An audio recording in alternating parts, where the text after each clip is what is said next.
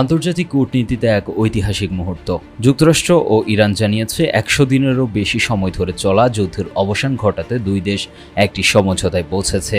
পাকিস্তান ও কাতারের মধ্যস্থতায় এই যুদ্ধবন্ধের চুক্তি আগামী শুক্রবার সুইজারল্যান্ডের জেনেভায় আনুষ্ঠানিকভাবে স্বাক্ষরিত হবে বলে নিশ্চিত করেছে CNN। মার্কিন প্রেসিডেন্ট ডোনাল্ড ট্রাম্প তার ট্রুথ সোশ্যাল অ্যাকাউন্টে লিখেছেন, রিপাবলিক অফ ইরানের সাথে চুক্তি সম্পন্ন হয়েছে। আমি হরমুজ প্রণালী বিনা শুল্কে উন্মুক্ত করার এবং একই সাথে মার্কিন নৌ অবরোধ তুলে নেয়ার ব্যাপারে সম্পূর্ণ অনুমোদন দিচ্ছি। এদিকে যুদ্ধ বন্ধের এই ঘোষণার পরপরই আন্তর্জাতিক তেলের বাজারে বড় ধরনের পতন দেখা গিয়েছে।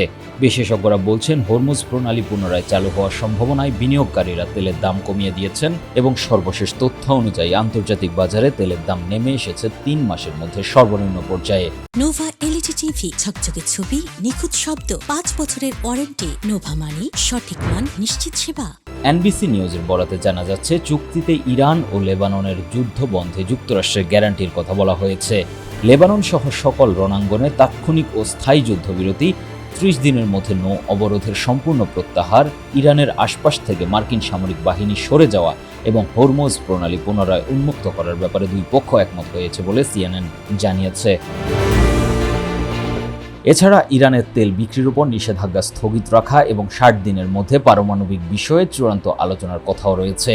সেই সাথে ইরানের $24 বিলিয়ন জব্দকৃত সম্পদ মুক্তির ব্যাপারে যুক্তরাষ্ট্র দ্রুতই পদক্ষেপ নিচ্ছে বলে আলোচনায় জানানো হয়েছে। তবে দুই পক্ষের বক্তব্যের মধ্যে এখনও উল্লেখযোগ্য ফারাক রয়েছে বলে আল জাজিরা জানিয়েছে। চুক্তির পূর্ণাঙ্গ পাঠ এখনও প্রকাশ করা হয়নি এবং পরবর্তী পদক্ষেপ নিয়ে যুক্তরাষ্ট্র ও ইরান পরস্পর বিরোধী মন্তব্য দিচ্ছে বলে CNN-এর এক নিবন্ধে উঠে এসেছে। ইউরোপীয় নেতারা, বিশেষ করে ফ্রান্স, যুক্তরাজ্য, জার্মানি ও ইতালি এই চুক্তিকে স্বাগত জানিয়েছেন এবং তারা বলছেন এটি আঞ্চলিক ও বৈশ্বিক অর্থনীতিকে স্থিতিশীল করতে একটি গুরুত্বপূর্ণ পদক্ষেপ। জাতিসংঘ মহাসচিব অ্যান্তোনিও গুতেরেস এটিকে শান্তির পথে একটি গুরুত্বপূর্ণ পদক্ষেপ বলে অভিহিত করেছেন। তবে উত্তেজনা এখনো পুরোপুরি শেষ হয়নি। ইসরায়েল লেবাননে বিমান হামলা চালিয়েছে, যার পর ইরানের প্রধান আলোচক মোহাম্মদ বাঘের ঘালিবাফ অভিযোগ করেছে যুক্তরাষ্ট্র তার প্রতিশ্রুতি পালনে ইচ্ছা ও সক্ষমতা দেখাচ্ছে না। বিশ্লেষকরা বলছেন, শুক্রবারের স্বাক্ষর অনুষ্ঠান একটি ঐতিহাসিক সুযোগ। তবে এই চুক্তির টেকসই ভবিষ্যৎ নির্ভর করছে উভয় পক্ষের বাস্তবায়ন সদিচ্ছার উপর। Z Asad, 21 television.